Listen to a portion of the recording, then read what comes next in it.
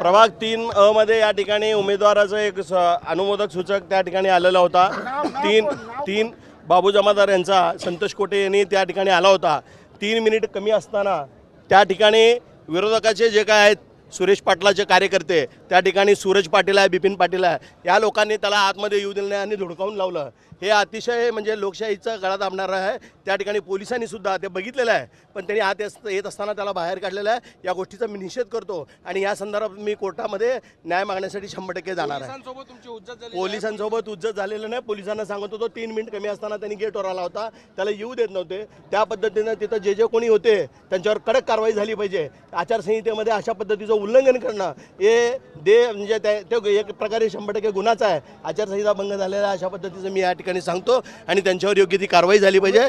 या माध्यमातून मी या ठिकाणी कोर्टामध्ये न्याय मागणार आहे। उमेदवारी मागे घेण्यासाठी ते तयार नव्हते ना, पण निघून गेले तिथून। तसं नाही आहे, तुम्ही बघितलं नाही। तुम्ही तिथं त्या ठिकाणी तुम्ही त्यांना विचारू शकता। त्यांनी फक्त विषय कसा असतं 3च्या आतमध्ये जर तो उभारलेला असला, उमेदवार येत होता, उमेदवार येत असताना उमेदवाराला वेळ झालं तरी ते तिथं चालू शकतं। या संदर्भात आम्ही प्रयत्न करत होतो। त्यांनी त्या ठिकाणी आलेलं असताना मेन दरवाजासमोर उभारून त्यांना धुडकावून लावण्याचा प्रयत्न केला आहे।